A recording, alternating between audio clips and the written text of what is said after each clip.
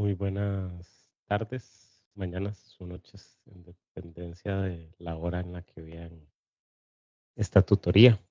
Esta corresponde a la cuarta y última tutoría del curso de Arte y Cultura Popular Costarricense. En esta tutoría vamos a revisar eh, el texto de Ana Mercedes González llamado Brevísima Historia del Arte Plástico Costarricense. El texto que escribió Rodolfo Mejías, El arte prehispánico costarricense como fuente para el diseño plástico, y una breve reflexión conceptual en cuanto a las artesanías y su ecosistema en Costa Rica, en cuanto a la investigación y conservación del patrimonio cultural. Mi nombre es Pablo Navarro y soy el tutor encargado de impartir esta asignatura, la 05439 de Arte y Cultura Popular Costarricense. Ya los que me han escuchado, las personas que me han escuchado, estudiantes, saben que usualmente inicio la tutoría con asuntos administrativos varios. En este caso, esta tutoría es un ejercicio asincrónico y el material queda grabado para la revisión de ustedes. Inicio con un breve repaso de la tutoría número 3 y les comparto el contexto histórico de los capítulos y conceptos. Aquí dice para el ensayo, pero bueno, vamos a hacer caso omiso de estos ensayos. Ustedes tienen que trabajar eh, la entrega correspondiente según la guía de trabajo, ¿verdad? Ustedes saben que para cada curso se les entregan guías que establecen muy bien el paso a paso. Por favor, lean las guías con detenimiento y ustedes se van a dar cuenta que en las guías se establece todo lo que ustedes necesitan saber. Asuntos administrativos varios en cuanto a la redacción, siempre es importante que ustedes consideren que están escribiendo para una persona que está del otro lado. Es importante que traten de ser comedidos con el uso de sus oraciones, con la puntuación, con los párrafos, con los acentos. Hay alguna gente que escribe de manera demasiado compleja o tratan de sonar muy elegantes, pero pierden la simpleza y lo directo que puede llegarse a ser un mensaje bien planteado. Y muchos interpretan alejándose de los autores y de las autoras que están propuestos en la guía. Recuerden que los ejercicios teóricos de un curso de historia están diseñados para que sí, efectivamente ustedes puedan construir su pensamiento, pero el pensamiento debería estar justificado en lo que proponen los expertos en el tema. Hay una cuestión de reconocer que estamos aprendiendo. Cuando se estudia historia, no tenemos nosotros las respuestas, las estamos empezando a conocer, las respuestas de cada época, pues. Y los teóricos, los que han dedicado bastantes años a investigar en estas temáticas, son los que nos pueden guiar para construir nuestra opinión. Entonces, insisto en que la opinión de cada uno y de cada una es muy válida, es importante, pero la teoría y los ejercicios teóricos académicos también son importantes para el desarrollo académico de ustedes. En la tutoría número 3, es decir, la tutoría pasada, estuvimos conversando un poquitito en cuanto a la escultura en el estado de Costa Rica, que es un texto que propone Leoncio Jiménez. La cultura de las élites, que es lo que propone Marchena Sanabria, que dice cuando la oligarquía costarricense se sintió marginada, y a 50 años de la creación del Ministerio de Cultura en Costa Rica. Este texto lo propone Janina Ruiz Siles. En este en particular me voy a detener un poquitito, lo voy a profundizar más, el de los 50 años de la creación del Ministerio de Cultura. Iniciamos la tutoría pasada con este esquema, les proponía que este esquema, que ya lo conocen de las tutorías anteriores, que el artista como individuo corresponde a un momento histórico y a un tiempo, y a través de sus inquietudes, de su emotividad, de su cosmovisión, de su afectividad, dar respuesta a las inquietudes del devenir de esa época, pero además, como personas son el resultado y somos el resultado de una historia, tanto personal como contextual. Cuando les ponía esta imagen, ustedes podían darle una lectura y conversamos y fue muy interesante lo que se planteó en la tutoría pasada, porque hablábamos de esta estampa, ¿verdad? Esta pintura que realmente está en el Teatro Nacional. Mucha gente refería al billete de 5 colones, ¿verdad? Y hablábamos de algunos hechos conceptuales, que por ejemplo, que el café no crece necesariamente en zonas tan bajas porque aquí se ve como un puerto. Esto se llama alegoría. El mural es la alegoría el banano y el café. Como alegoría, lo que quiere decir es que es como un tipo de ilustración, ¿verdad? Una ilustración que enseña algo, que evidencia algo. Interesante que fuera un italiano el que la creara. Entonces, en ese sentido, poder entender que Villa, que es el creador de esta alegoría, lo plantea desde una visión italiana, es interesante cómo nos construimos en esa relación del ser costarricense y el otro, como en esa dualidad, ¿verdad? De proyectarnos hacia un otro y tratar de entender cuáles son las características de nuestra identidad como costarricenses, hemos ido construyendo nuestra cultura como país y nuestra identidad. Y les planteaba el caso de que qué pasaría si cambiamos esa imagen y representamos esto. Algo más conocido, algo que todos reconocemos. Bueno, hablábamos un poco que ahí está el Estadio Nacional, que el Estadio Nacional inclusive dentro del diseño tiene la forma del grano del café, que es como una reinterpretación de un momento histórico socioeconómicamente hablando que nos catapultó hacia un bienestar general país. Bueno, con sus bemoles, ¿verdad? Hablábamos también de cómo se creaban estas jerarquías, cómo la oligarquía cafetalera, es decir, los que ostentaban el poder se distanciaban socioeconómicamente de aquellos que eran los trabajadores y cómo inclusive el impuesto del Teatro Nacional se nos dijo una cosa al inicio, que no se iba a cobrar de cierta manera y terminó cobrándose, replicándose en un montón de costos más. Pero bueno, somos fruto de esa historia. Tenemos un teatro como el Teatro Nacional, que es una joya, que si escucharon el material complementario de historias paralelas, es un diseño hecho por costarricenses, a pesar de que estéticamente y algunas de las partes traídas de afuera del teatro no sean propiamente de nuestro país. Entonces, bueno, entender que la realidad actual y entender que nuestra vivencia sociopolítica y socioeconómica, como les decía, está construida a través de este fenómeno, ¿verdad? Y este esquema ya lo han visto, ya se los he explicado. Pero entonces, al final, ¿qué es la identidad costarricense? Si hemos ido en ese tránsito de una revisión de quién es el otro y quién soy yo, ¿en qué consiste la identidad costarricense realmente? Y esa era la pregunta que les planteaba, ¿cómo podemos definir a ese ser costarricense? Y les planteaba dos premisas importantes que se deben considerar para comprender la historia. La primera es que la historia de un pueblo o de una época no es accesible desde lo que entendemos en nuestra realidad circundante y desde nuestra temporalidad. Es decir, yo no entiendo lo que pasa en el siglo XVII o en el siglo XVIII desde mi realidad como costarricense, bueno, mayoritariamente josefino, ya yo no estoy viviendo en la GAM, pero no lo entiendo desde el 2023, ¿verdad? Porque mi visión de mundo, mi realidad, mis preocupaciones, mis objetivos, mis metas, están distanciados en el tiempo, ¿verdad? Entonces no entendemos la historia de esta manera. Para entender la historia tenemos que tratar de hacer un ejercicio de completar información.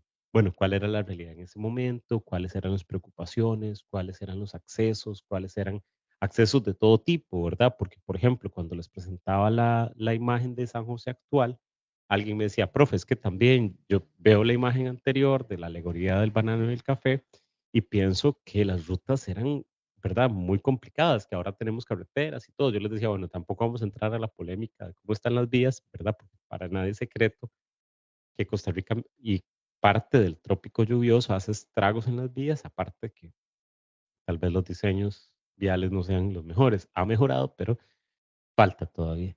Y la otra consideración sería, si bien es cierto, las ideologías como la religión del pasado no determinan nuestras elecciones presentes, sí representan un caminar que construye la sociedad en la que vivimos. ¿A qué me refiero con esto? Es innegable que a nivel histórico somos fruto de una Costa Rica históricamente católica. De hecho, les planteaba un ejercicio para que nos imagináramos. Cuando yo les planteé esta imagen y la hablamos la clase pasada, me decían, uy, sí, profe, el COVID y, ¿verdad? Y suciedad y contaminación. Y yo les decía, bueno, imagínense qué pasaría o traten de hacer el ejercicio de pensar qué pasaría si ¿verdad? En la Costa Rica de antaño tenemos una situación donde la gente se empieza a enfermar y se empieza a morir. Y es caótico. Cuando tuvimos la situación del COVID, la tecnología y la ciencia y los avances, a pesar de que a nivel mundial no se sabía muy bien cómo lidiar con esta pandemia. En el país tuvimos, gracias a los avances y a los desarrollos de todo tipo, científicos, médicos, tecnológicos, ciertas estrategias que pudimos implementar. Y el caso de un momento muy fuerte en la historia como este, les comentaba que sí tuvimos en nuestra historia una crisis por el cólera y falleció muchísima gente. ¿Por qué les pongo este ejemplo? Y estos Piedades de Santana, vean cómo, bueno, aparte de que la foto es lindísima y se ve que es una foto en tecnología antigua, además está todo el peso que tiene el ejercicio de fe católico. Digo católico sin, de nuevo, sin pensar hacer un proselitismo ni un propagandismo religioso, no me interesa, pero sí es cierto que Costa Rica es un estado de los poquitos estados en el mundo que es un estado confesional, es decir, que tenemos una religión oficial país. Que eso es bueno, que eso es malo, que algunos estén de acuerdo, que algunos no estén de acuerdo, ese no es el tema es que la historia sí respalda esto. Y la gente en esa época, una de las respuestas ante las crisis y ante el conflicto o ante la duda o ante la incertidumbre, se solventaba a través del hecho de fe. Eso es algo humanamente eh, muy liberador. Poder decir, cuando no entiendo un concepto, cuando no tengo un concepto claro, me refugio en mis ideas de fe. Eso no solo lo hacemos en Costa Rica, el ser humano en general hace esto. Y en la época que fue la crisis del cólera, y esto lo pueden revisar en los autores en la antología, tuvimos lo que vendría siendo el origen del arte costarricense, que de nuevo, quieras o no, el origen del arte costarricense tiene que ver con estos talleres. Los talleres de santeros e imagineros. Esos son los orígenes de la escultura en Costa Rica. Inclusive podríamos decir, sí, los orígenes de la escultura en Costa Rica, pero los orígenes del dibujo en Costa Rica, porque muchos de los escultores y santeros que pasaron por estos tallercitos, que como lo pueden ver es bastante más humilde la producción y los logros de estas imágenes. Si ustedes ven la relación, por ejemplo, que hay en la cabeza de este ángel con respecto a los hombros, ¿verdad? Vean cómo la cabeza es enorme. Pero como esa ingenuidad y ese tratamiento más tosco es el principio de lo que vendría a ser el desarrollo de la producción artística en el país. En este ensayo, Mercedes González propone una revisión a partir de los estudios visuales y culturales, de las investigaciones sobre arte colonial costarricense y su incidencia en lo que ha afirmado hasta ahora son los orígenes de la escultura en nuestro país. Ojo, de lo que se ha afirmado hasta ahora son los orígenes. ¿Por qué? Porque también recuerden que la misma datación, mismo registro histórico, muchas veces pasa desapercibido y se pierden datos y se pierden autores.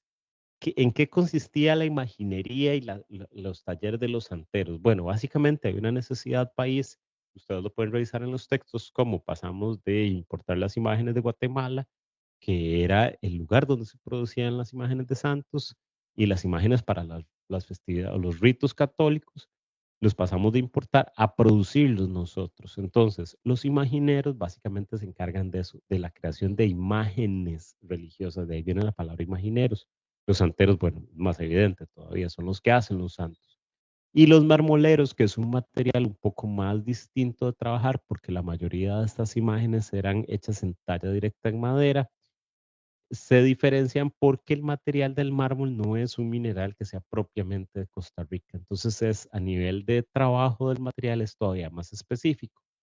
Y en esa especificidad del material podemos encontrarnos y por ahí estaba conversando con los colegas de la cátedra, inclusive con la coordinación de cátedra, porque dentro de los tutores que tenemos en este momento en la cátedra, uno de mis colegas trabaja estos dos aspectos, trabaja el aspecto del arte y también trabaja el aspecto de la artesanía, porque les hago como esa cuña o como ese anuncio, no sé, como ese comentario puede ser, porque usualmente están separados. La historia ha separado mucho lo que es el trabajo del artesano y lo que es el trabajo del artista. Y en Costa Rica no es la excepción, ¿verdad? ¿Qué se podría entender a grosso modo? Porque no podemos encerrar el arte en un esquema tan simple como este. Pero bueno, en el arte, básicamente para aprender arte de manera formal, dígase la academia, nosotros respondemos una academia francesa, porque esa es la academia que hay en Costa Rica, la Academia Francesa siglo XVII, XVIII, que hemos ido modificando y tropicalizando. Pero básicamente Bellas Artes es una academia que sigue el método francés, que ya se, como les digo, ya se ha ido adaptando. Pero básicamente la enseñanza de arte pasa por el desarrollo de conceptos que responden a un diseño y a una estética, la manipulación de materiales. Esa manipulación de materiales tiene que ver con técnicas que se enseñan, como les digo, en la academia. Ese diseño y esa manipulación de materiales a través de la técnica es intencional y estudiado, y además debería todo esto derivar en un acto comunicativo. Entonces, el arte en sí tendría que ver, tiene relaciones directas con el diseño, con la estética, con la técnica y además con el hecho comunicativo. Suena sencillo, pero en realidad el ejercicio artístico es complejo y cada época tiene una forma de expresar sus dinámicas artísticas o su producción artística. Mientras que en el caso de los artesanos, las piezas son más representativas, ¿verdad? Uno podría decir que el artesano trabaja soluciones específicas que se derivan del material. Hay muy pocas lecturas, es decir, si yo como artesano estoy haciendo un San Miguel Arcángel y no hago uno, probablemente tenga que ser 20, 30 en cierta cantidad de días. No puede haber otra lectura. No es como que yo haga un San Miguel Arcángel y alguien diga, ah, sí, ese es un personaje del Quijote, ese es, no sé, es un personaje del Señor de los Anillos, o es sacado de los cuentos de Carmen Lira, no sé, no hay otras lecturas. La única lectura posible es la que se representa. Entonces, en la artesanía el objeto es más directo. La manipulación del material además pasa por una enseñanza que usualmente es oral o es la reutilización del material, de la materia prima que está cerca en la región y que se aprovecha a través de las manos de alguien que tiene la curiosidad de hacerlo. Usualmente estos talleres tienen un maestro artesano o alguien que comunica esto de forma oral y las personas que desean, los aprendices que desean hacerlo, no necesariamente renuevan lo que el maestro les transmite, lo hacen tal cual, ¿verdad? La artesanía está más mediada por eso, como les digo, son soluciones específicas del material y lo que se observa es lo que se representa, no hay más lecturas. Vean cómo inclusive en esto se establece la misma dinámica, ¿verdad? ¿Quién es el artista y quién es el artesano? Yo sí creo que de los artesanos, los que trabajamos en el campo de arte, tenemos mucho que aprender, ¿verdad? Les comentaba la clase pasada que tuve la oportunidad de conocer a los ceramistas de aquí de Guayaquil, de Guanacaste, digo aquí porque es la provincia, pero lo que pude aprender de ellos y lo que pude apreciar en su trabajo me lo da la posibilidad de estar en el taller de ellos, ¿sí? Estar en el momento en que ellos tienen segmentadas las piezas que recién están secando, donde la humedad se está yendo antes de ir al horno, los que están ya han pintado pero no han pasado por la horneada, ¿verdad? Las piezas que están sin hornear, pero ya con esmalte, con un motivo, y, inclusive pudimos revisar algunas piezas que se les habían quebrado y el artesano me estaba diciendo, bueno, esta se me quebró por esto y esto, es que aquí ¿verdad? Ese barro tal vez no era tan, no sé, él me explicó.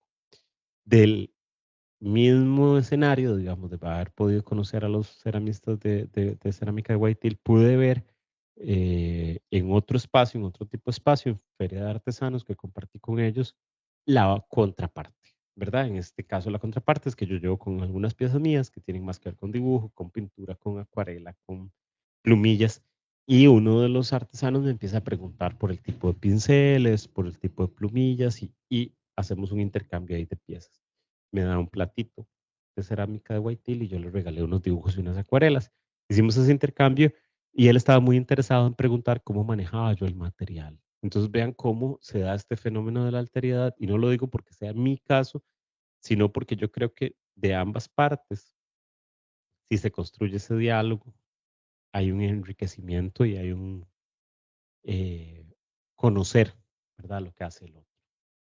Y la misma pregunta la podríamos pensar cuando en la época de la oligarquía se empieza a crear esta noción de los que tienen, los poderosos, los oligarcas y los trabajadores.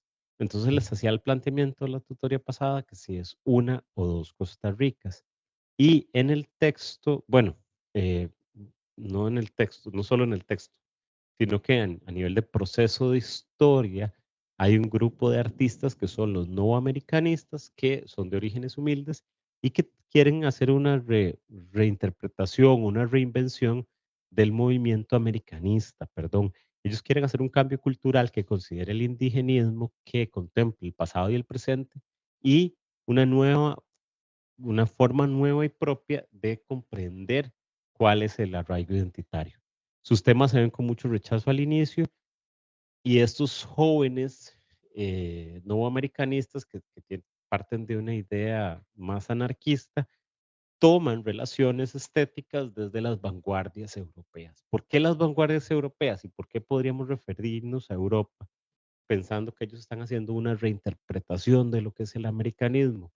Porque no podemos pasar por alto que en el siglo XX las vanguardias fueron movimientos culturales e intelectuales muy importantes, donde, por ejemplo, el cubismo, el fauvismo, la abstracción, el futurismo, el rayonismo, el suprematismo, etcétera, etcétera, dieron pie a que en otras áreas del mundo se hicieran otro tipo de desarrollos basados en algunos principios estéticos, intelectuales y de diseño, y que se crearan otras líneas u otros movimientos artísticos. En el caso de Costa Rica y algunas partes de Latinoamérica, los no americanistas toman conceptos de las vanguardias y se los apropian, ¿verdad?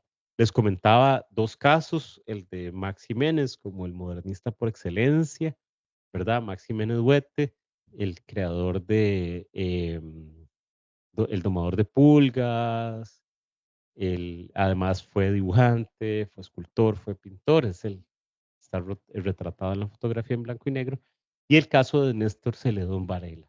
Don Néstor Celedón, con una temática más animalista, como pueden ver en la escultura del puma, con piezas gigantes también, inclusive con temáticas más sociopolíticas inclinadas hacia la izquierda o hacia lo social, y con una representación, como bien menciona y apunta a los textos, más la estética que trasciende esta idea eh, femenina, más idealizada, más desde el mito europeo, casi que sacro, hacia la exploración más erotizante de la figura humana y de la figura en general, no solo femenina, sino la figura humana en general es más erótica, es más contundente, es más brutal. Eso en los no americanistas son rasgos muy descriptivos del movimiento. En el caso de Max Jiménez hay una exploración mucho más variada por las corrientes modernistas. Se dice inclusive que Max conoció a Picasso, que era súper cercano de Modigliani y de artistas parisinos de la época que marcaron un impasse en la producción artística. Y además les comentaba que la cultura es de todo menos lineal. La creación identitaria y cultural de Costa Rica es de todo menos lineal. ¿Por qué? Porque esto que nosotros entenderíamos como el origen, ¿verdad? Como la época precolombina, que tiene una riqueza en la manipulación del material, en los simbolismos, en la síntesis de la animalística, en las figuras zoantropomórficas, en el desarrollo de la manipulación del jade, del oro, de la cerámica, de la piedra, no necesariamente se reconoce en la historia de Costa Rica de manera lineal.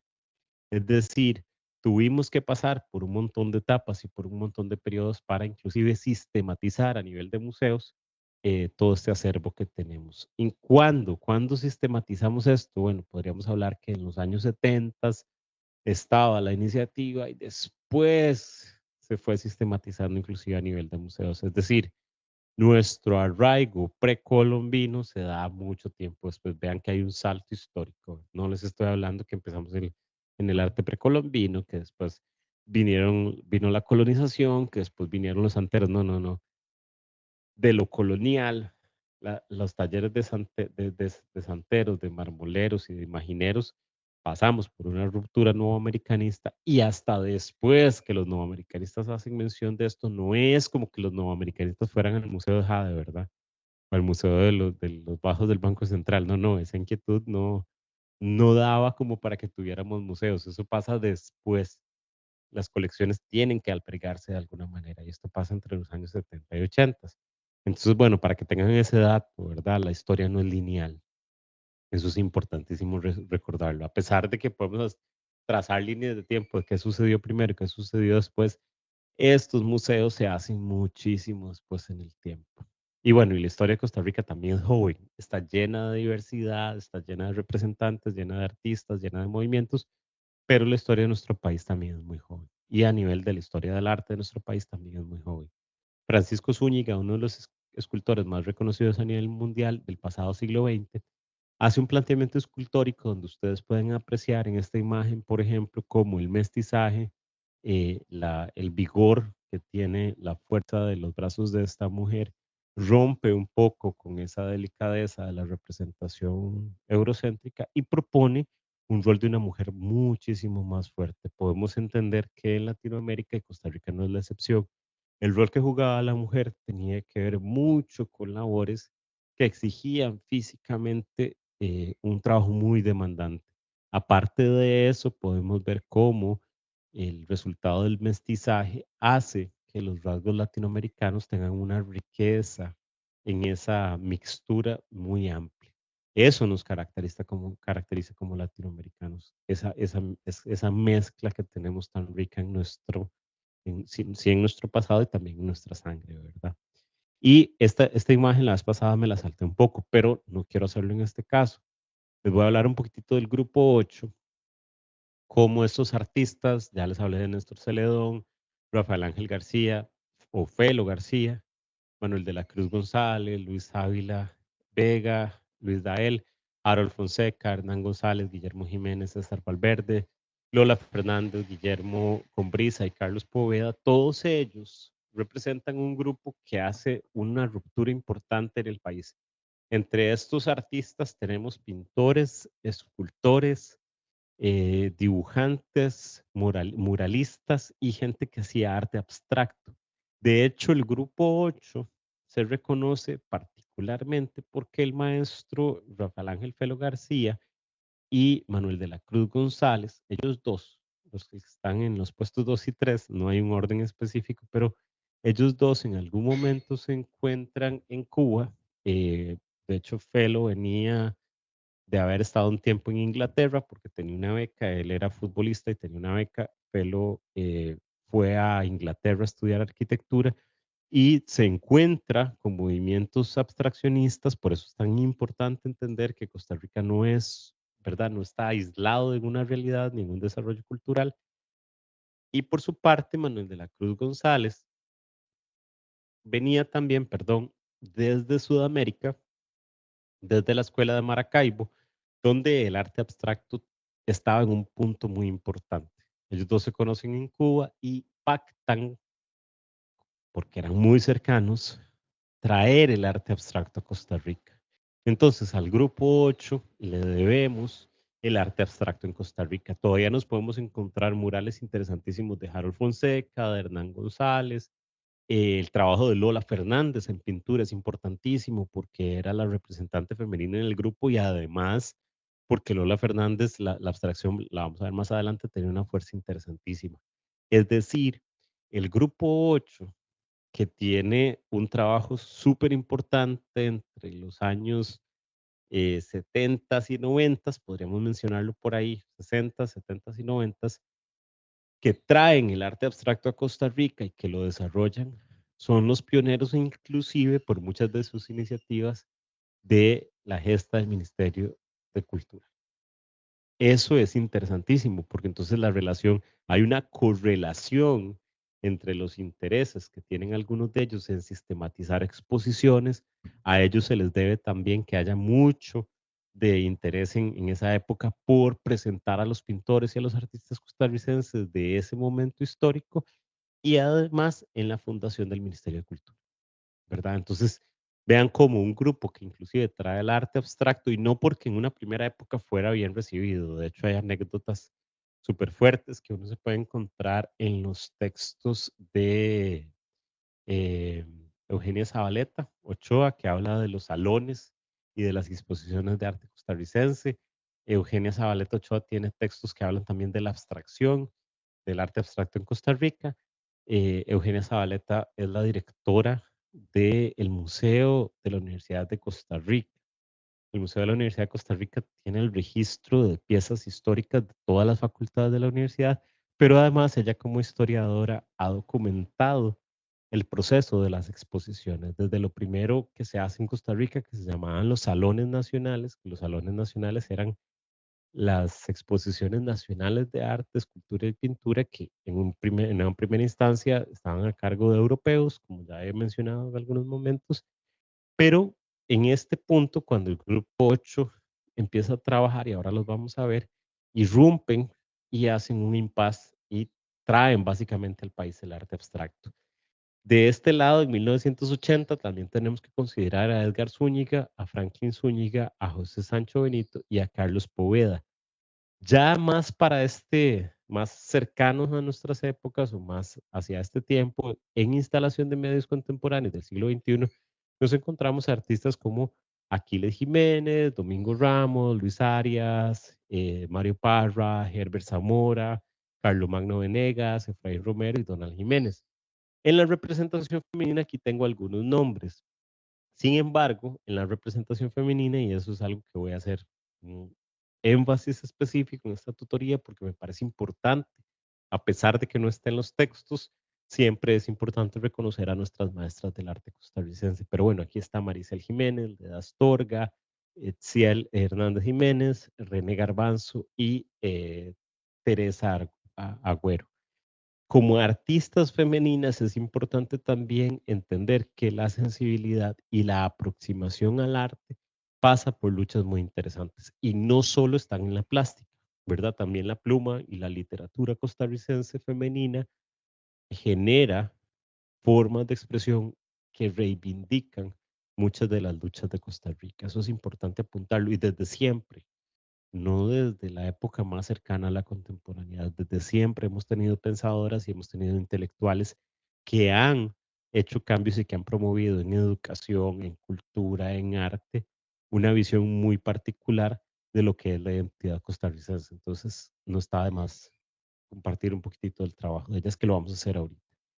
En el caso de el texto de Marchena Sanabria, cuando la oligarquía costarricense se sintió marginada, les comentaba que hay un texto escrito por Hernán Jiménez, Hernán Casiari, no Hernán Jiménez, son dos diferentes, Hernán Casiari, de las edades de los países. Lo que hace Hernán Casiari, el argentino Hernán Casiari, es dividir entre 14 desde el momento en que un país se independiza, haciendo como un paralelismo con esto de los perros, ¿verdad? Con los perros se dice que se multiplica, perdón, que se divide su edad cronológica entre 7 y eso le da una edad humana.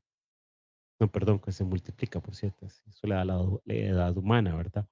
En el caso de los países es al revés, se divide entre 14. En Costa Rica tendríamos la edad de 14 años. Entonces, ¿por qué les cuento eso? Porque si ustedes ven y pensamos en una persona de 14 años, son más voluntariosos, ¿verdad? Si algo no les gusta, van a decirlo. Si algo no quieren hacerlo, probablemente nos vamos a dar cuenta, tal vez no por las mejores formas.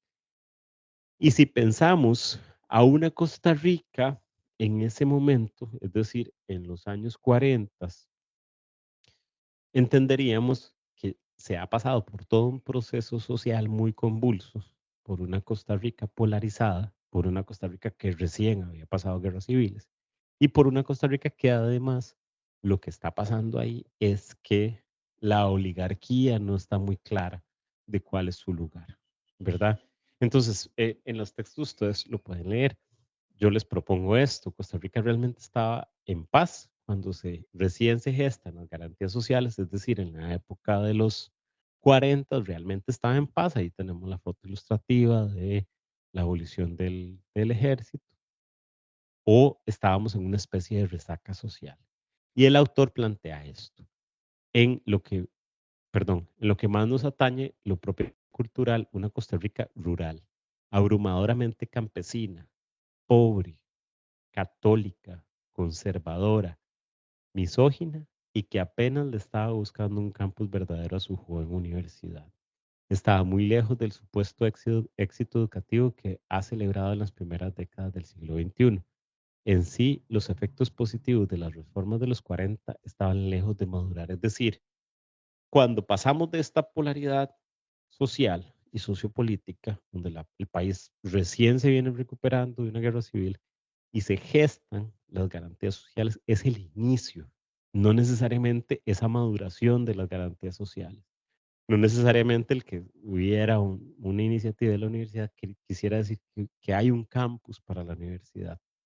De ese momento histórico, lo que hay que entender es que la oligarquía tenía una urgencia por encontrar sus lugares de cultura y esa pertenencia a esos lugares de cultura que eran pocos y que estaban muy restringidos solamente para ellos. Entonces, por supuesto que hay una sensación de marginalidad. Es extraño decirlo, que la oligarquía se sintió marginada, pero vea la importancia de poner un buen título a un texto. El título atrae y tenemos que la curiosidad de leerlo. Y tenemos esta realidad, ¿verdad? Costa Rica, esta cuestión que yo le digo que si es Costa Rica una o son dos Costa Ricas, se ha identificado históricamente y hay momentos donde esto ha sido más o menos, donde ha sido más acentuado, ha sido menos, lamentablemente el neoliberalismo campante en el que estamos viviendo ahora hace que la élite se enriquezca cada vez más y que las masas o que el proletario, ¿verdad? O que la gente con menos recursos se encarezca cada vez más. Bueno, en la época en que la oligarquía se sintió marginada, había una diferencia muy clara entre lo que buscaban los oligarcas, que era sostener el estatus, y lo que tenían que hacer los trabajadores, que era una Costa Rica sin un desarrollo cultural amplio. Es decir, los trabajadores se partían literalmente el lomo, los oligarcas disfrutaban las mieles de esto y el desarrollo cultural no necesariamente era muy amplio. Cuestión que hacía sentir incómodo a la élite. La élite que además pretendía ser muy culta, muy instruida, muy de mundo, sin espacios para hacer gala de este status quo. Entonces es importantísimo que lo podamos ver. Y ahí es donde de nuevo viene a colación lo que comentábamos de Humberto Eco de su ensayo de Apocalípticos Integrados, ¿verdad? ¿Cuál es una cultura elite y cuál es una cultura de consumo popular? ¿Qué pasa puntualmente en Costa Rica? En Costa Rica coexisten estas dos realidades y coexisten y no porque haya una más que la otra o una mejor que la otra. Realmente, si nosotros como costarricenses podemos sentirnos orgullosos de algo, es que usualmente han coexistido ambas realidades. En el texto inclusive se menciona la palabra mejenga, la mejenga del barrio. No sé si es exactamente la frase, pero sí se usa la palabra mejenga. ¿Por qué es importante entender que estas expresiones populares son parte de lo que nosotros vivimos? ¿Por qué esto es valioso? Porque estas expresiones populares o esta vivencia tan rica que hay en los barrios genera un sentido de comunidad. Ese sentido de comunidad no está en un pleito o no está en un desacuerdo con las expresiones cultas que tenemos. Ya eso nosotros a nivel contemporáneo lo comprendemos, lo vivimos y lo procesamos. Porque tanto podemos disfrutar en una vivencia como esta, como yendo a un teatro a disfrutar, ya sea del teatro en sí o de alguna presentación.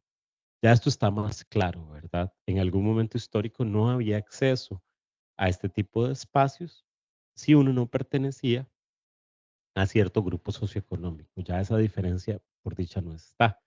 Podríamos entender a nivel cultural entre la década de 1950 y 1970 que en el 48 hasta la abolición del ejército, en el 57, en el periódico La Nación, leíamos un fuerte descontexto cuando se decía la sinfónica tendía a desafinar, los instrumentos de viento entraban antes de tiempo. Hay una crítica ahí de algún periodista que se tiró de crítico de música sin necesariamente serlo. En 1960 se da el inicio de la radio y la televisión y el Canal 7. Vean qué importante esta parte, el inicio de la radio y la televisión en Canal 7. Porque esto se marca como algo importante en el hecho cultural, porque hay una divulgación y hay un acceso de cultura popular, ¿verdad? El curso que estamos, la asignatura que ustedes están recibiendo no se llama arte de la élite costarricense, no, se llama arte y cultura popular costarricense. Entonces, tan es válido que en la Sinfónica alguien de la Nación hiciera una crítica en el 57 diciendo que los instrumentos de viento entraban a destiempo, ¿cómo entender que el sistema de radio y televisión está siendo implementado? ¿Por qué? Porque el sistema de radio y televisión es consumido de forma popular y eso es importantísimo. En 1962 la Nación eh, habla y promociona que la banda de San José va a tocar en la Catedral Metropolitana. Mientras que en el 67, violonchelista holandesa François Vetter toca el piano, perdón, la violonchelista holandesa François Vetter y el pianista Carlos Vargas tienen un concierto conjunto, mientras que en 1971 está la fundación de la Orquesta Sinfónica, una fundación llena de críticas y de polémica por la manera en que se reclutan los músicos. Ahí lo van a encontrar en los textos. Si eso les genera curiosidad, vayan y revisen los autores de la antología, porque la fundación de la Orquesta Sinfónica está llena de curiosidades y ahí lo van a ir encontrando. La misma Orquesta Sinfónica de ese año, del 71, no tiene absolutamente nada que ver con los maestros y la gente tan preparada, ¿verdad? Los músicos y las personas músicas que están acá, porque realmente el profesionalismo que tenían los orígenes de la sinfónica versus el profesionalismo que hay ahora no tiene mayor relación, ¿verdad? Hay un camino histórico, hay una preparación, hay una especialidad muy fuerte en los músicos que tenemos acá. En algún momento se ha dado un hecho interesantísimo, que es que se toca al inicio del teatro y de la sinfónica, se toca el punto guanacasteco en el Teatro Nacional y hay gente que se indignó. Y se indigna porque dicen que es una expresión vulgar, ¿verdad? Entonces uno podría entender esta cita. Ya para 1950 se comenzó a dar cierto proceso de diversificación en el ocio, así como nuevos espacios de tecnologías para el disfrute de las distintas artes, aunque autores como Adorno y Hockenheimer lo consideraban una masificación un tanto vulgar. Esto de una masificación un tanto vulgar fue una de las críticas que se hizo cuando en el Teatro Nacional se tocó el punto guanacasteco, porque no se veía como esa expresión elite. Vean cómo todavía está esa tensión de qué es lo elite y qué es lo popular. Sin embargo, la música popular en Costa Rica siempre ha existido. Por eso, y se los he comentado ya en varias ocasiones, en muchos de los parques que ustedes conocen hay una especie como de kiosco, como un templete. ¿Por qué? Porque el costarricense siempre ha tenido un disfrute por este compartir y siempre han habido espacios de música popular. Como les decía, en 1976 el desarrollo del cine y de la radio toma fuerza.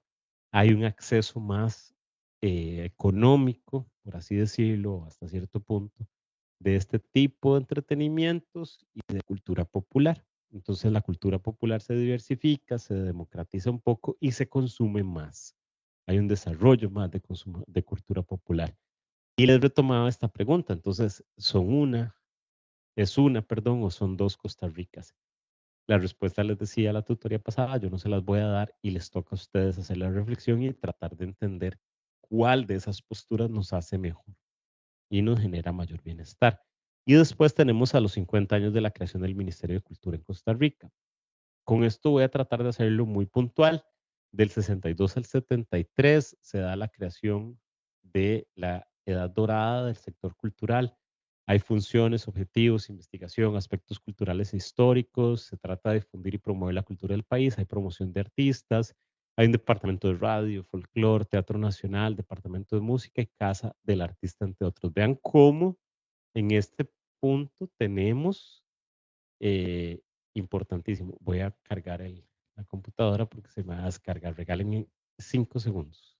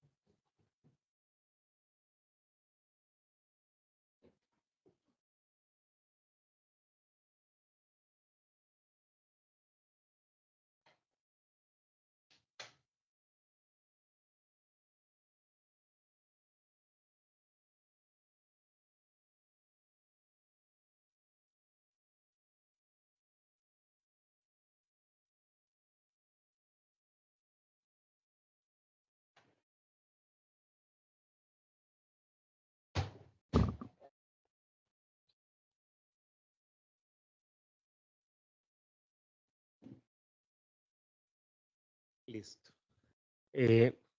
¿Cómo tenemos en esta época entre el 62 y el 73 un desarrollo muy complejo y muy diverso de la escena cultural y artística en el país,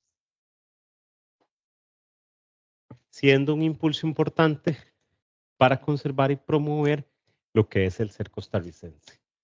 Había cierta preocupación por algunas tendencias internacionales que algunos ciudadanos o algunos más posicionados en esferas poderosas estaban pendientes de preservar. Entonces, en 1970 podemos ver cómo hay un cuadro de lo que se logró fundar. Entonces, en 1970 únicamente se contabilizaron las instituciones de cultura entre el 71 y el 79. Entonces podemos ver cómo en el 73 se da el Departamento de Cine, en el 74 el Museo Histórico Cultural Juan Santa María, en el 74 también el Coro de la Sinfónica Nacional, en el 76 la Orquesta Sinfónica, en el 77 el Museo de Arte Costarricense. Los primeros dos son instituciones, perdón, los segundos dos son programas.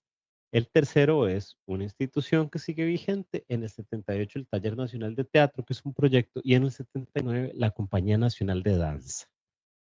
Vean cómo hay una fuerte producción institucional y de programas de trabajo en arte y cultura. Mientras que pasaba esto en 1980 y en el 89, vean cómo se reduce un poco y todo queda únicamente en elaboraciones de programas. En el 80 se dan comités de cultura, en el 80 el Colegio de Costa Rica, en el 80 también la Compañía Lírica Nacional y en el 81 la Dirección General de Museos. Vean cómo antes del 81 ni siquiera había una Dirección General de Museos, a pesar de que sí teníamos museos, ¿verdad? Está el Museo de Arte Costarricense, el Museo Histórico Juan Santa María. Les decía que las colecciones y la sistematización de piezas sucede entre los años 70 y 80. Vean que aquí lo pueden verificar. Mientras que de los 90 a los 2000, ya nos estamos aproximando más a este tiempo, eh, se da la creación de la institución del Museo Dr. Rafael Ángel Calderón Guardia. Hasta el 94, Costa Rica tiene un Museo de Arte y Diseño Contemporáneo y en el 97 el Centro Cultural Histórico José Figueres Ferrer. Todos ellos instituciones. Luego, de los 90 a los 2000 tenemos en el 2002 el Museo de Formas, Espacios y Sonidos, en el 2002 también el Programa de Museos Regionales y Comunitarios y en el 2007 el Parque La Libertad, que si no me equivoco, de estos tres, el único que continúa y continúa porque de verdad hay mucha voluntad y muy buena iniciativa, me parece que es este último.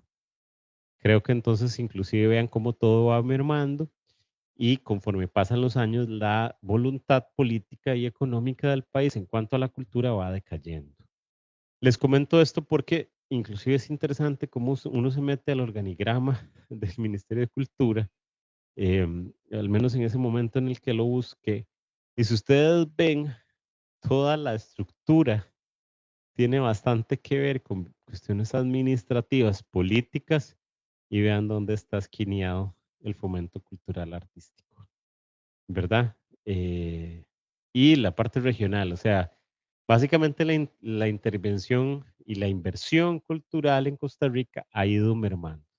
Y ha ido mermando y lo que pasa es que la cultura es la representación de un pensar, de un sentir, de las preocupaciones de una época y a nivel de política los intereses van por otro lado, ¿verdad? Con esto no estoy diciendo que a todos los políticos no les interese el arte, pero sí estoy diciendo que son discursos difíciles de emparentar. Cuando hay gente que piensa, que tiene criterio propio, que tiene una voluntad propia, es mayoritariamente difícil que empate con los intereses políticos.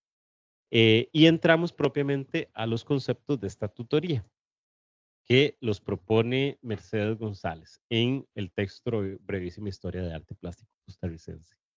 Hago una aclaración, las explicaciones que yo doy usualmente son una manera de ilustrar los textos y no corresponden, no pueden corresponder necesariamente al texto en sí. ¿A quiénes les toca leer el texto en sí? ¿A quiénes les toca sentarse y hacer la revisión consciente, detallada, enriquecedora del texto? A cada uno y a cada una de ustedes. Yo no puedo digerir la antología por ustedes ni los textos que se les solicitan lean.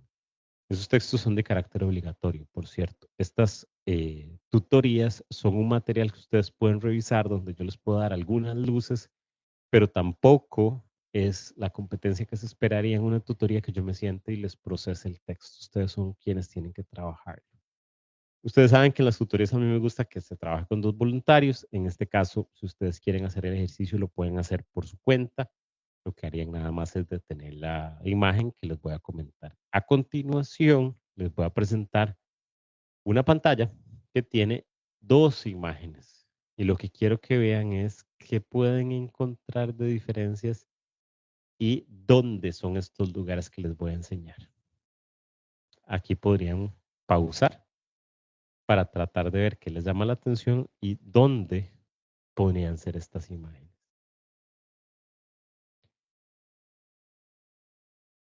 Si ya hicieron la pausa y ya trataron de pensar, probablemente se dieron cuenta de los elementos, se dieron cuenta que aquí hay un boyero, que hay una familia, que ella tiene como una tinaja, que aquí hay un perrito, probablemente pudieron ver un poco los atuendos. Me imagino que se dieron cuenta que aquí hay una mata de plátano y que atrás hay como unas montañas, mientras que aquí pudimos ver un poquitito como el paisaje. Estas 2 imágenes es muy interesante porque la imagen de la derecha, que se llama Domingueando, es una imagen que busca representar la realidad costarricense. Y digo busca representar porque una de las críticas, sin de quitarle valor o ¿verdad? Sin aminorar el aporte que hace don Tomás Povedano, una de las críticas que se le hace a su trabajo es que desde su visión y técnica europea para pintar, él trataba de representar la cultura costarricense. Pero ¿qué pasa si yo a este señor le pongo otro tipo de traje y le pongo un sombrero, no sé, un sombrero de copa o un bombín negro y le pongo una pañoleta un poco más elaborada? ¿Y qué pasa si a ella le pongo otro tipo de vestimenta y un sombrero de ala ancha, verdad? Si yo hago eso y cambio, varío un poquitito la tonalidad de la piel, yo tengo una pintura básicamente europea. ¿Y por qué digo esto? No lo digo como un desprecio a la pieza de arte, sino como un análisis de los conceptos que hay. Don Tomás Povedano, que es uno de los impulsores de las escuelas de arte en Costa Rica, inclusive de Bellas Artes, o el primer director de Bellas Artes, trae consigo una técnica europea. Las técnicas de Europa para pintar, si ustedes ven, son colores más opacos. Son colores que representan más gamas ocres y gamas tierras. Lo podemos ver en las tonalidades del personaje que está en el primer plano, inclusive en el perrito. Esta manera de pintar no era necesariamente costarricense, mientras que del otro lado tenemos una pintura costarricense. Tomás Povedano plantea Domingueando y Enrique Chandi plantea el paisaje. Esta obra paisaje, muchas de las pinturas de Enrique Chandi y de algunos otros costarricenses, propiamente costarricenses, eran hechas al aire libre, es decir, el artista sale con sus materiales y captura la luz del momento. En realidad, si nosotros nos ponemos a pensar, la luminosidad de Costa Rica y de los paisajes costarricenses tienen más que ver con este tipo de tonalidades y este tipo de luces que con este tipo de paletas más inclinadas hacia los tierras, hacia los ocres y hacia paletas más oscuras. Es decir, en la misma representación del color hay un hecho identitario del pintor que está realizando la obra. Entonces, cualidades formales que tiene la pieza de don Tomás Povedano.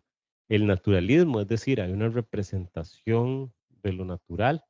El estudio se realiza perdón, la pintura se realiza en un estudio, es decir, no está tomado directamente del paisaje. Y la estética se arrastra desde el siglo XVII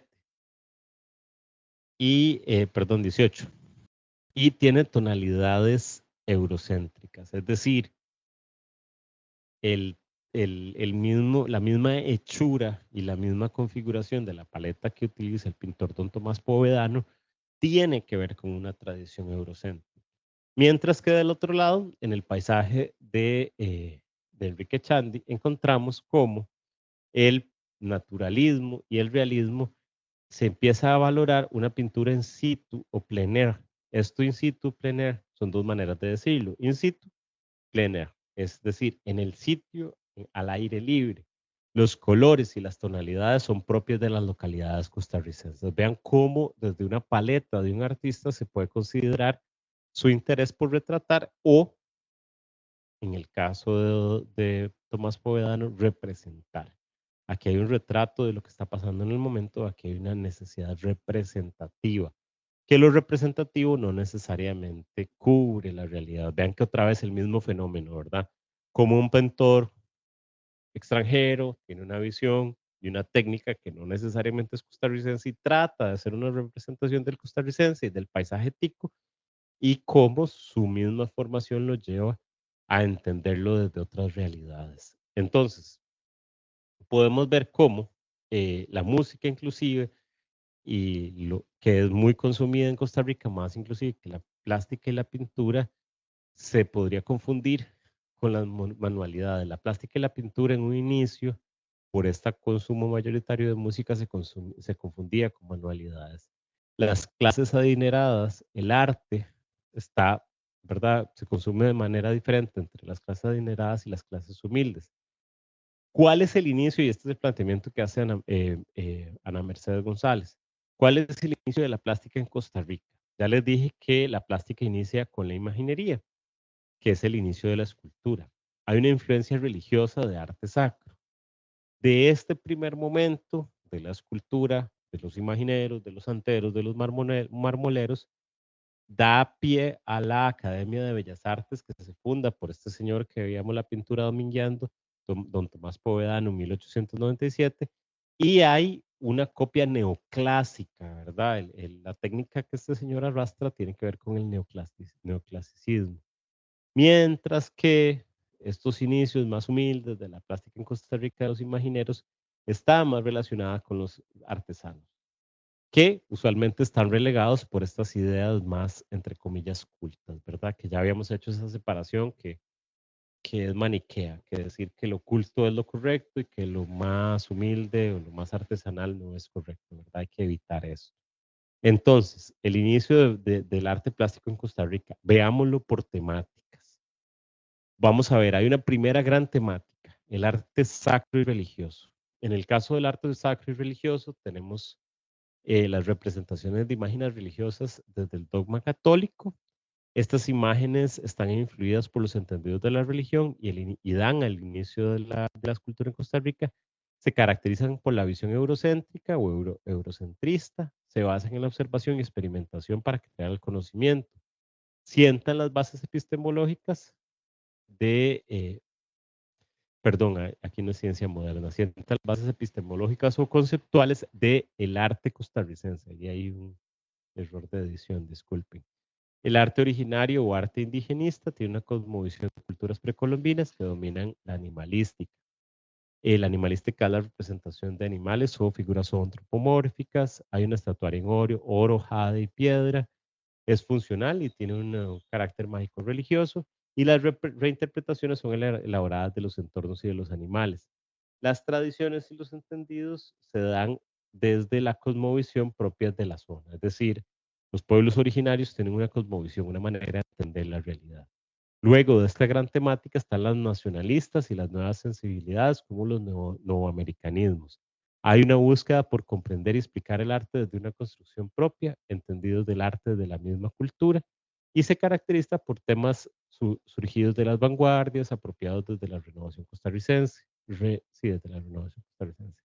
Se aleja de temáticas sacras, abrazando la animalística, el europeo, la estilización del siglo XX, las vanguardias, y busca un lenguaje propio estético.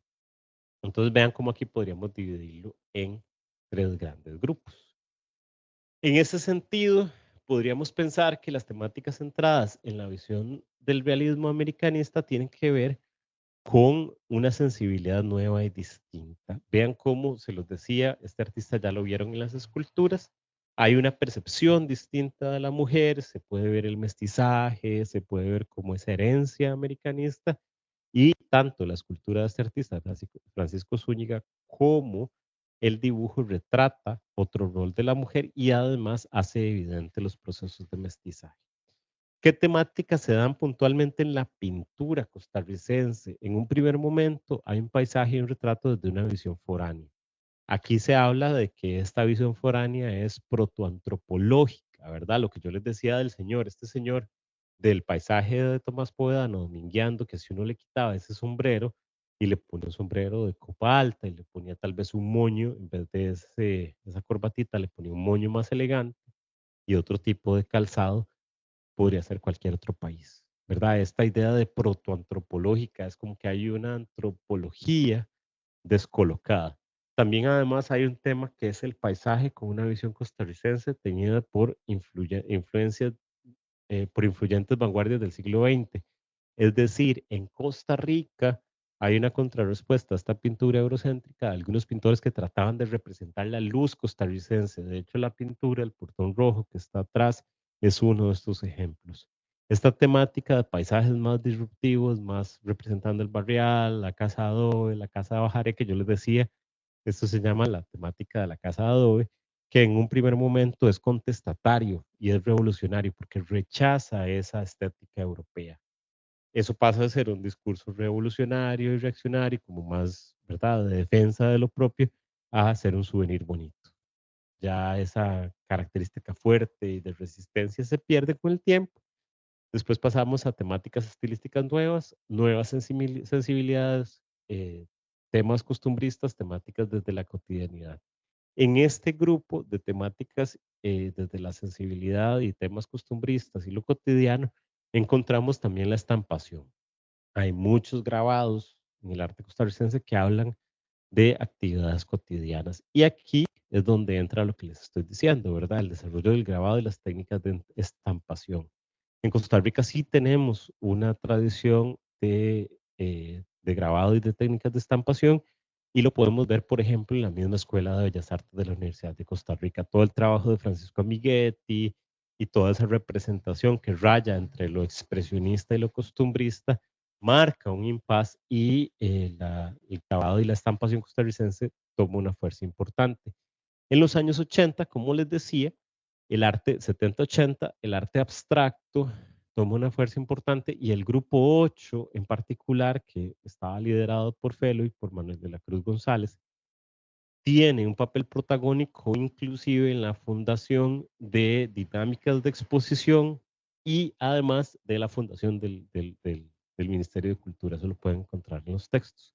Luego pasamos, hacemos la transición del siglo XX al siglo XXI y cómo de esos procesos de arte abstracto que potenció mucho no solo el grupo 8, sino también el grupo Bocaracá, pasamos al posmodernismo. Y ya les voy a explicar qué es el posmodernismo.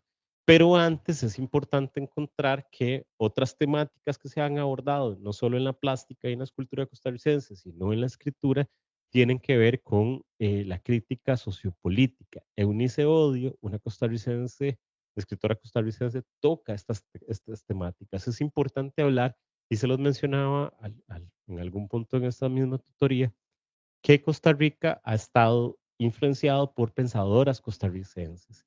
Desde siempre, en la educación, en la cultura y en el arte, siempre hemos tenido mujeres costarricenses que han aportado su visión, usualmente más crítica, ¿verdad? Y eso es importantísimo marcarlo. ¿Por qué?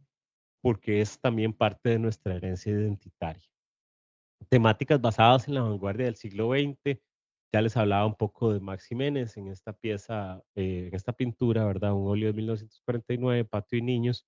Podemos ver cómo Max logra abrazar estéticas más de el siglo XX. Podemos ver, hay mujeres picasianas en una época de Picasso donde Picasso está explorando otro tipo de estéticas que tienen que ver con estas formas, ¿verdad? Formas más exageradas, volúmenes amplios, pesos que no necesariamente encontraríamos, ¿verdad? Hay una pintura de Picasso que son dos mujeres saltando como en una costa y tiene mucho que ver con estas figuras geométricas, ¿verdad? Podemos ver cómo hay una representación geométrica en las formas y en las articulaciones de la mujer. No necesariamente esto es representativo de la realidad, porque si ustedes pueden ver la cabeza es bastante más pequeña y tiene un protagonismo enorme los brazos y las piernas. Además de que Max Jiménez como costarricense tenía dentro de sus temáticas la representación de la cultura afrodescendiente, que no necesariamente era común en las temáticas de los pintores costarricenses de esa época,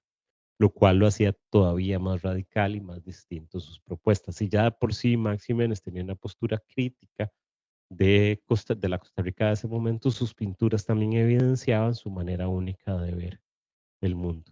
En el texto de Ana Mercedes González, entendemos que el arte abstracto, como ya les mencioné a algunos artistas, pasa por procesos donde el trabajo de Rafael Ángel Felo García es importantísimo. Ya les comentaba el encuentro que tuvo Felo con Manuel de la Cruz González en Cuba y cómo toman la decisión de traer el arte abstracto a Costa Rica. Es un movimiento que en su momento fue importantísimo y determinante para nuestro arte. Y aquí está el trabajo que les mencionaba de Lola Fernández. Lola Fernández también parte itinerante en el grupo 8, trae temáticas de abstracción, inclusive este tipo de estética todavía encontramos murales que basan su diseño en estas formas, en formas abstractas. También las piezas de policromadas, creo que se llaman, sí, pintura policromada de Manuel de la Cruz González, es decir, lacas, perdón, son lacas automotrices, no policromadas. Las lacas automotrices de Manuel de la Cruz González que están tratando de llegar a síntesis absolutas, ¿verdad? Podemos pensar que en la historia, en las vanguardias, existe el abstraccionismo, el expresionismo abstracto. Autores como Piet Mondrian hacen planteamientos de este tipo. Sin embargo, en Costa Rica tenemos una pieza como esta, síntesis del ocaso. Cómo crear un ocaso con la menor cantidad de elementos posibles. Esto corresponde a una serie de trabajos que se hicieron con lacas automotrices, es decir, el artista para generar colores realmente planos hace una aplicación de colores que inclusive utiliza los sprays automotrices y lacas automotrices para generar el control. Nada de esto se había visto antes porque los medios de producción de la abstracción hacen que el artista explore otras herramientas. Y bueno, aquí tenemos una fotito de ellos. En esta foto están Hernán González, en el orden usual, Harold Fonseca, Guillermo Jiménez, Manuel de la Cruz González, Rafael Ángel García, Néstor Celedón, César Valverde, con la escultura de Hernán González, Espíritu de la Chicha. Vean cómo esta idea, el mismo concepto espíritu de la chicha, nos remite a ese rescate indigenista, ¿verdad? El grupo 8 marca un impas no solo en el arte abstracto, sino en estas revisiones indigenistas, que es la herencia que muchos de ellos tenían también, que era los conceptos no americanistas. Bueno, entonces ahí está la foto, muy elegantes, muy guapos ellos ahí en su inauguración, en su exposición, supongo, y un grupo que definitivamente marcó una pauta en esos años en el arte costarricense. Otro colectivo importantísimo que es el colectivo Bocaracá, que está un poco más después del grupo 8, que está compuesto por Fabio Herrera, Miguel Hernández, Ana Martén, Luis Chacón, Mario Mafioli, Rafael Otón Solís, Florencia Urbina y Roberto Lizano.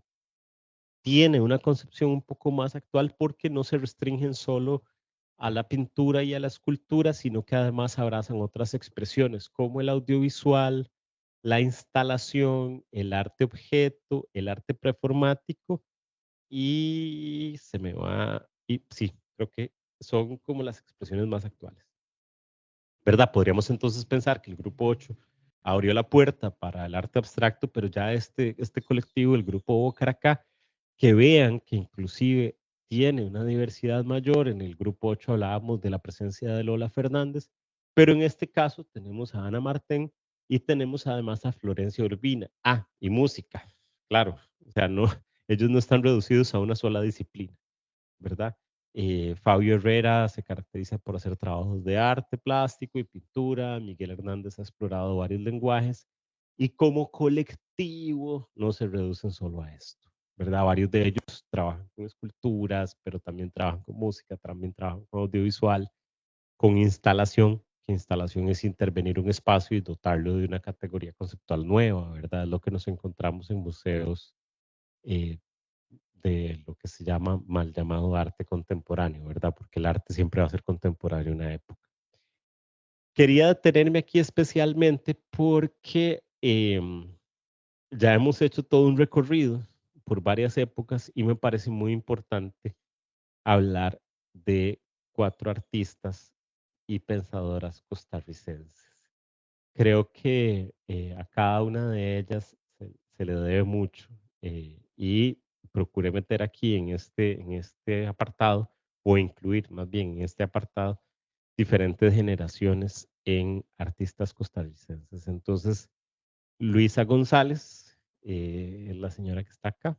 Esta pieza es de Luisa González, un surrealismo y un expresionismo muy fuerte, muy impactante el trabajo de doña Luisa. Le da Astorga, que tiene una propuesta muy interesante que inclusive en la Facultad de Bellas Artes se rechazó cuando ella era estudiante de licenciatura, porque ella es escultora y hace esculturas polícromas. Entonces a ella se le decía que no, que jamás, que las esculturas, esta es una escultura de ella, que las esculturas no pueden tener color, que eso no es académico, pero ella siempre resistió eso y tiene estos personajes que podrían ilustrar un poco la cotidianidad, algunos grupos costarricenses, pero que además tienen como esa estética entre caricaturesca y cotidiana, ¿verdad? Interesantísimo el trabajo de doña Leda Astorga. Y Victoria Cabezas. Victoria Cabezas, recientemente escogida dentro de las artistas que expusieron en el Museo de Arte Contemporáneo en Nueva York. Artista representante costarricense, es decir, nosotros tenemos inclusive una artista que representa el arte costarricense en el Museo de Arte Contemporáneo en Nueva York, en el MoMA. Bueno, de arte moderno realmente, porque las siglas son Museum of Modern Arts. Doña Vicky Cabezas, también profesora de la Universidad de Costa Rica, en la Escuela de Bellas Artes. Aquí está enfrente de una pieza que en lo personal a mí me encanta porque esta pieza, si ustedes ven, ella está a la par de lo que parecen como unas donas, son como unas donas de plástico y acá, no sé si alcanzan a ver, hay como unas botellas de Coca-Cola.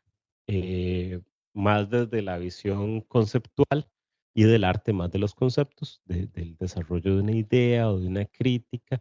Ella presenta esta instalación, que se llama así, instalación de donas y Coca-Colas, y ella está haciendo una crítica súper importante. En un momento pasa una situación muy desafortunada en la Escuela de Bellas Artes que ella le hace un homenaje a los señores que colaboran con la parte de mantenimiento de la Escuela de Bellas Artes en el Día del Trabajador y la persona que está a cargo de la dirección le niega ese permiso y hace, ¿verdad? Se hace toda una epistolaria ahí, cartas van y cartas vienen, ¿verdad? Haciendo gala del ejercicio no solo de poder, sino de la burocracia de una universidad como la Universidad de Costa Rica, y ella lo que le había homenajeado a las personas que ayudan, colaboran con la limpieza en la facultad, era con unas donas y con unas Coca-Colas. Entonces ella expone las cartas, ¿verdad? Todas las cartas que se le envían a ella, haciéndole como una reprimenda, como, ¿verdad? Como un regaño institucional, y ella pone todas las cartas firmadas y abajo pone donas plásticas y botellas de Coca-Cola vacías. Con esta instalación, para mí fue muy interesante cuando la vi la primera vez, porque yo no entendía muy bien. Yo estudio una licenciatura en la Escuela de Bellas Artes, pero de pintura. Y yo no entendía muy bien, o sea, como que no digería muy bien el concepto de arte conceptual. Y cuando me enfrento a esta pieza de Victoria Cabezas en el Museo de Arte Costarricense, lo que entiendo es que, bueno, la entiendo realmente la pieza porque los nombres de las personas mencionadas que estaban siendo honradas eran los señores que estaban cuando yo estaba en la Escuela de Bellas Artes. Entonces, como que le dio esa parte humana y me pareció muy injusto toda la situación y me di cuenta que ahí hacer una pintura hubiera quedado corto, ¿verdad? Yo estudiando pintura y disfrutando y amando tanto la pintura como lo hago, me di cuenta que el arte conceptual tiene muchísimas posibilidades, ¿verdad? Y ya más hacia nuestras generaciones, de hecho, Sofía Ruiz como artista es pintora, ella estuvo en la misma generación, cuando yo estuve estudiando pintura en Bellas Artes, excelente en su trabajo, una sensibilidad y una capacidad técnica muy alta, y además tocando un tema que yo creo que sí es un tema humano, pero que es un tema además con el que nos reconocemos y en el que nos reconocemos, que es el tema de la familia. Entonces, bueno, les voy a enseñar un poquitito de cada una de ellas, perdón. Luisa González, entre las artistas y pensadoras costarricenses. Así pues, nos interesa ahora realizar un breve recorrido de la producción literaria de una de las escritoras, la maestra Luisa González Gutiérrez, que vivió entre 1904 y 1999. Este recorrido nos permitirá acercarnos a los ensayos publicados por esta mujer costarricense, con el fin de conocer cuáles eran sus principales preocupaciones en el ámbito de la política y en la educación. Ven lo que les decía, no solo es, ella podría uno decir que solo era pintora, pero es que además su trabajo tenía que ver con lo político, tenía que ver con el arte, tenía que ver con la educación. Podríamos decir que Luisa González, el pensamiento político de una maestra costarricense comunista. Este texto de Ruth Paniagua describe un poco quién era Luisa González. Este trabajo lo hizo Luis Sáenz y realmente nosotros podríamos entender el trabajo de Luisa González como una persona involucrada en la cultura y en la educación. Hay una pintura que les recomiendo demasiado, que es Francisco y los pájaros, creo que se llama. Es como de una pesadilla. Y ella está haciendo una representación de Francisco de Asís. Si quieren buscarla, a mí me encanta el trabajo de ella porque es como un surrealismo, como un poco más oscuro y mezcla algunas cosas como de santos. Es interesantísimo el trabajo de doña Luisa. Y bueno, aquí está lo que les comentaba del trabajo de Leda Astorga. Leda es un artista que ha desarrollado su obra con tenacidad, observación y lucidez, pero fundamentalmente con desenfado y un compromiso pocas veces visto en el medio. En resistencia inicial contra la incomprensión de la academia, era lo que les decía, la Academia de Bellas Artes particularmente no valoraba estas esculturas policromas, eh, y ella ha luchado contra esa censura velada y abierta, teñida de patriarcalismo, envidia de la vagina, dice aquí, es un poco como el texto que hay, y de la mojigatería provinciana, por, pero con la pasión propia de los espíritus libres y creadores. La artista impulsó de su particular visión humana y su singular propuesta estética. Tampoco se dejó atrapar por la lencería de supermercado, ni por las lentejuelas de la farándula, ni por la cómoda manera de instalarse en los mecanismos de una posmodernidad oficial y oficiante, que dice muy poco porque está atada al glamour colonial del mercado artístico de la matriz europea.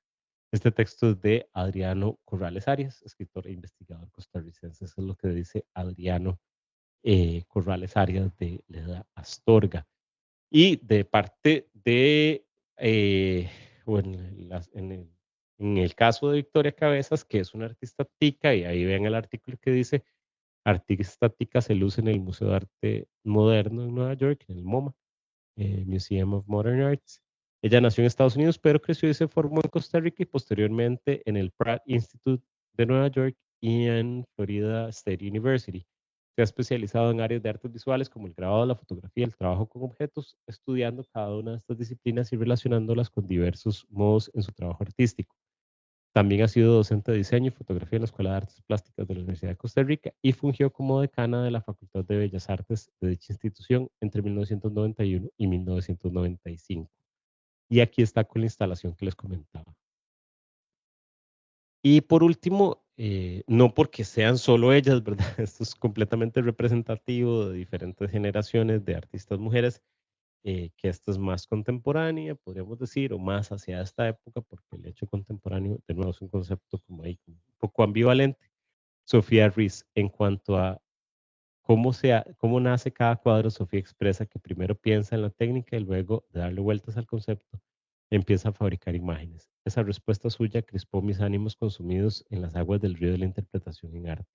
¿Qué significa eso de fabricar imágenes? ¿Cuál es la máquina para fabricarlas? ¿Se refiere acaso a conceptualizar el contenido de su propuesta, el de esos personajes provenientes de añosas fotografías, películas o revistas? Argumenta que comenzó a trabajar en esta exposición al leer algunos textos sobre la otredad de Lacan y otros ensayos de psicología.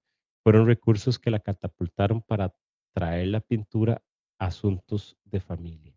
Con ello nos habla de la manera como interpreta la noción de ser a través de, como ella acota, nuestros primeros otros, los cuales son lógicamente la familia. Entonces vean cómo ella trabaja sus temas y cuando ella habla de técnica y de temas, la técnica tiene que ver en el cómo realizamos una pintura y el tema es el qué vamos a realizar cuando hacemos esa pintura. Entonces, bueno, un ejemplo de algunas artistas costarricenses y luego en el mismo texto de Ana Mercedes hablamos que después de la abstracción, estamos hablando de la época de los 80, 90 y 2000, en este primer periodo de la década de los 80 y la década de los 90 existieron bienales, bienales no solo costarricenses, sino centroamericanas. El arte conceptual, que es el arte objeto, tomó mucha fuerza y además se dieron instalaciones, performance, videoarte y medios de tecnologías de la información y la comunicación. ¿Qué pasa en el arte 21 en Costa Rica? Bueno, el arte 21 en Costa Rica, del siglo 21.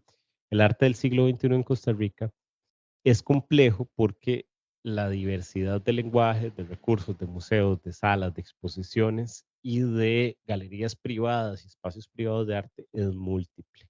Además de que hay un rescate ya establecido de los regionalismos, de los lenguajes estéticos de pueblos originarios. Además, están el desarrollo ya sistematizado de algunas instancias que trabajan piezas originarias. Tenemos una diversidad y una amplitud grande de lenguajes. Esta Costa Rica de los años 80, 90 que apenas, y disculpen ahí el anuncio de Derby, ya esa marca de cigarros ni siquiera existe, pero me parece muy cómico lo enorme que es ese anuncio. Yo creo que ya ni siquiera es legal anunciar tan así, tan explícitamente los cigarros, me parece. Pero en esa época de los 80 y 90 la preocupación tenía más que ver con ese arte abstracto y el arte conceptual, ¿verdad? Esto es un San José de otro momento. Es un San José que ya no es el mismo, donde las preocupaciones no son las que tenemos en este momento. Em, ¿Qué les podría decir de todo esto? Que los lenguajes han cambiado, que los medios para producir arte han cambiado, que son múltiples, que son diversos y que responden básicamente a los discursos y a las preocupaciones individuales de los artistas. Es más difícil trabajar en colectivos, es más difícil trabajar en grupos, es más difícil hacer asociaciones de artistas. Sin embargo, estamos en un punto donde tenemos que hacer revisiones históricas. Creo que en ese sentido es importante que ustedes puedan entender que la historia no surge de generación espontánea, ¿verdad? Y que entendamos de dónde venimos. En ese entender de dónde venimos, nos podríamos encontrar con estas temáticas, ¿verdad? Si bien es cierto, los nuevoamericanistas buscan hacer esta reivindicación de lo que es el concepto de la producción precolonial, encontrarnos con nociones como la prehistoria o la prehispánica, son complejas porque hay teóricos que hablan de que este concepto, por ejemplo, prehistoria, es un concepto muy ingrato porque el prefijo establecería que es lo que está antes de la historia, es decir, que no existe, porque solo existe la historia.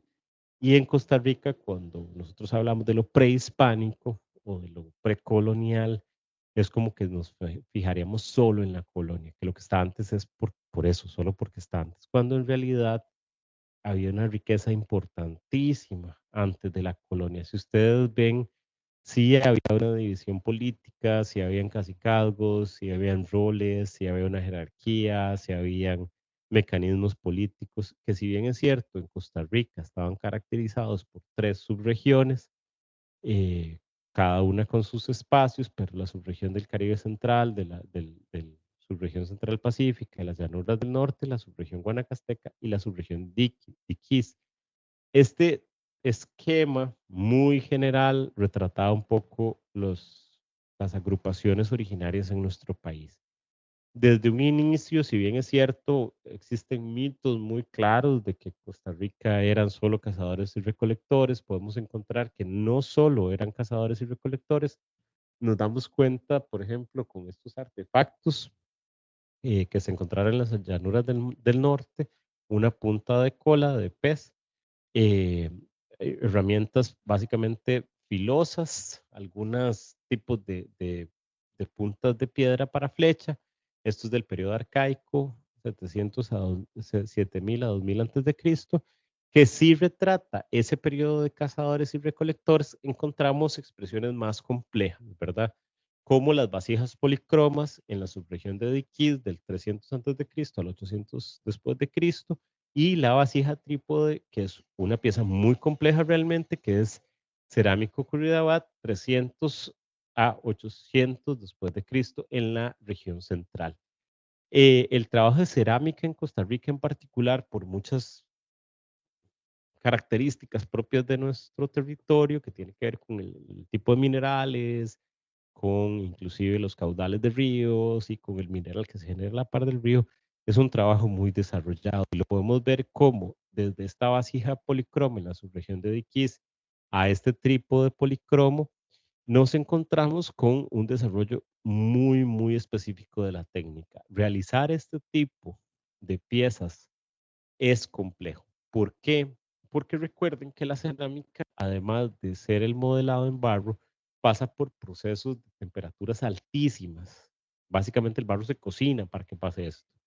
Y si la técnica no está bien realizada, estas figuras explotarían.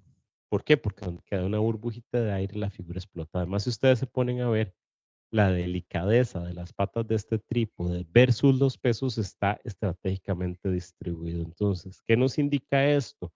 Que Costa Rica tiene un desarrollo amplio de la cerámica. Entonces, no podemos caer solo en el mito de que en Costa Rica habían cazadores y recolectores, cuando realmente sí habían cacicazgos, sí habían líderes religiosos y sí habían subregiones establecidas y sí habían inclusive conflictos bélicos por la defensa de estas regiones. Cuando les hablaba de que este término de prehistoria es un término muy ingrato, si yo presento esta imagen y hagan ustedes el ejercicio, si yo les digo a ustedes en este momento quién es este personaje que está representado acá, es una minoría de costarricenses quienes van a saber contestar quién es este personaje, ¿verdad? Este personaje que está representado acá es nada más y nada menos que Cibú. Cibú es la principal divinidad de la mitología talamanqueña, pues fue el creador de la tierra y de los seres humanos. Es decir, en el panteón, en la cosmovisión de deidades de los pueblos originarios costarricenses, es la deidad más importante. Es decir, es el Dios creador. Y es una noción que nosotros como costarricenses contemporáneos no conservamos. También es que el Dios creador de la sabiduría, de los valores y de las costumbres indígenas. Para los bribris y cabécares era Sibó y para los telibes llamado Sipot por los borucas. Vean cómo inclusive es una figura persistente en diferentes tradiciones y es importantísimo apuntar esto. ¿Por qué? Porque siendo Costa Rica una nación tan joven, tenemos un olvido histórico y una memoria histórica muy pobre. Se nos olvidan las cosas. Y probablemente este tipo de deidades que nosotros deberíamos tener orgullo y valorar y preservar han sido borradas de la memoria histórica. ¿Por qué? Porque Costa Rica tiene un rechazo sistemático histórico por sus raíces originarias, lo cual es doloroso. Como les decía, la cerámica está muy desarrollada. Podemos encontrar como ya en la región, en la subregión de Guanacaste, esta figurilla del guagual además es policroma. ¿Qué quiere decir que es policroma? Que usa varios colores en sus esmaltes. Estos esmaltes más rojizos y estos esmaltes más oscuros tienen que ver con una preparación de un material que a la hora de cocinar la pieza o de pasar por estas altas temperaturas adquiere, por las características minerales que tiene, coloraciones distintas. Vean la complejidad y lo intrincado del diseño que tiene esta figurilla. Es decir, la cerámica no solo pasaba por técnicas de modelado complejas, sino que además los decorados y los colores o la policromía que tenía exigían técnicas complejas. Estas figuras en particular eran muy codiciadas porque por su belleza funcionaban inclusive como un tipo de intercambio. Y se habla de que en Guanacaste el intercambio mesoamericano, es decir, con el resto del continente y puntualmente hacia el sur, es muy amplio el intercambio comercial. Entonces también es importante el dato de que estas figuras inclusive eran valoradas en la época como un tipo de intercambio. ¿Qué tenemos también en el Pacífico Sur de Costa Rica? Tenemos el fenómeno de las esferas de piedra del Pacífico Sur, ¿verdad? El enigma, llamado como enigmático en la arqueología costarricense. Estas figuras que se encontraron en el Pacífico Sur del país fue un misterio por el peso que tienen y por lo esféricas que son. Difícilmente se entendió en la época, pero hay un artista, Jorge Jiménez de Heredia, que se comprometió en la investigación de estas figuras y en la incorporación conceptual de las mismas en su obra en mármol.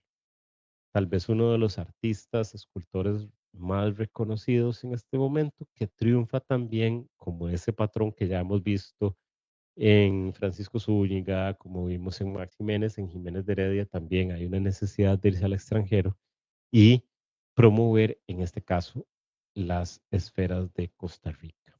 Em, para ir finalizando, ir haciendo un cierre de esta tutoría, puede ser una breve reflexión, que es lo que se plantea de la artesanía y del ecosistema de Costa Rica en la investigación de la conservación del patrimonio cultural. Como cierre de este curso, les podría decir que yo esperaría disculpen, yo esperaría que les haya servido para reflexionar de la complejidad, de la diversidad, de los distintos grupos que tenemos, de todos los procesos históricos, políticos, identitarios, económicos y cómo todos ellos confluyen para ser quienes somos como costarricenses. En este caso, en la parte de la artesanía, del patrimonio inmaterial, o el patrimonio cultural de nuestro país, encontramos cómo la tradición, la técnica y la expresión a través de ciertos materiales, de ciertos ritos, le da un valor a nuestra configuración identitaria. Si bien es cierto, tenemos que tener un ojo crítico y una mirada crítica hacia los fenómenos de nuestra contemporaneidad, no debemos nunca negar de dónde venimos. En ese esquema de no negar de dónde venimos, más bien fortalecer esos vínculos identitarios y esas raíces identitarias, es que el patrimonio, o en el caso, por ejemplo, el patrimonio cultural intangible o el patrimonio cultural tangible, hay objetos o bien tradiciones y costumbres que son importantes de reconocer. ¿Por qué? Porque marcan algo muy específico en los pueblos, que es la identidad y las preocupaciones históricas que ha tenido un pueblo. Entonces, el patrimonio cultural inmaterial se manifiesta en los siguientes ámbitos, en tradiciones y manifestaciones orales, incluido el idioma como vehículo patrimonial inmaterial y del patrimonio cultural inmaterial. Recordemos el material complementario que vimos cuando revisábamos el inglés limonense, ¿verdad? Las artes del espectáculo también son parte del patrimonio cultural inmaterial. Usos sociales, rituales y actos festivos. Conocimientos y usos relacionados con la naturaleza y el universo. Técnicas artesanales tradicionales. En el caso de la fotografía que está de fondo, que corresponde a la fiesta de los diablitos o el juego de los diablitos, ya está reconocido como patrimonio cultural inmaterial. El juego o la fiesta de los diablitos se realiza desde tiempos inmemoriales, de manera anual en la localidad Moruca, entre el 30 de diciembre y el 2 de enero, en la comunidad del Rey Curré. Se realiza desde 1979, donde todos los años se efectúa el último fin de semana de enero o el primero de febrero. La tradición del juego de los diablitos como patrimonio cultural. Para Uriel Rojas, miembro de esta comunidad indígena, lo importante de esta declaratoria es que no solo se reconoce al juego de los diablitos como una tradición aislada, sino a todo el contexto que le caracteriza y cómo lo vincula con otros elementos propios de nuestra identidad colectiva, tales como el vestuario antiguo, la gastronomía, las leyendas, las artesanías, la música y todas estas otras expresiones culturales que durante el año se ejercen, pero que pasa un tanto inadvertida. El juego de los diablitos pone sobre el escenario todo este conjunto de manifestaciones propias de nuestra cultura ancestral. Vean qué importante, o sea, no es un hecho aislado, son el montón de dinámicas que hay que se dan para que suceda esta tradición.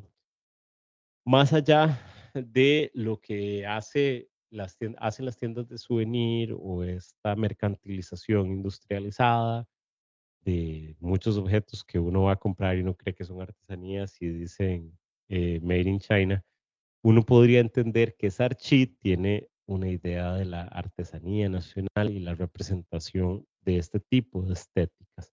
Sin embargo, y es importante apuntarlo, hay una reflexión súper válida en el texto y la reflexión dice así: pero yo creo que ustedes están confundidos. Una cosa es artesanía y otra mueblería o ebanistería. En Sarchi lo que más hay son muebleros y no artesanías.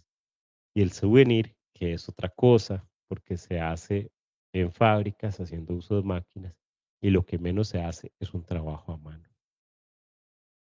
Con esta frase yo creo que podemos encerrar el por qué cuando nos enfrentemos a espacios como este tenemos que tener una claridad de si hay un respeto o no por el artesano. ¿A ustedes en este cuatrimestre les ha tocado reflexionar directamente sobre el tema, sí de la tradición, sí del patrimonio inmaterial, pero además del rol del artesano? Costa Rica no debería disputar si el rol del artesano es menor o es insignificante y el rol del artista es mayor o es insignificante.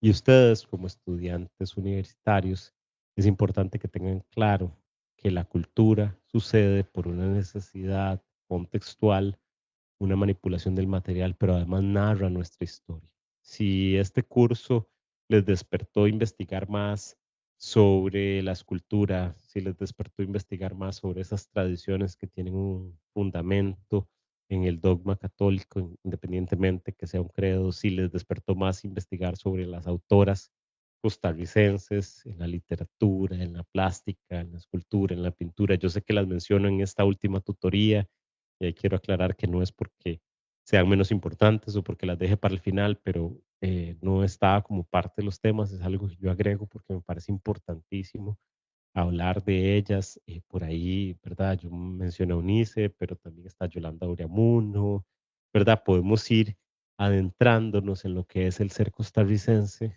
desde la historia, desde la literatura, de la pintura, de la escultura, de la plástica, de la danza, por ejemplo, que no es un tema en el que profundicemos mucho, pero vean que la misma historia del Ministerio de Cultura está el Taller Nacional de Danza, el Taller Nacional de Teatro también está.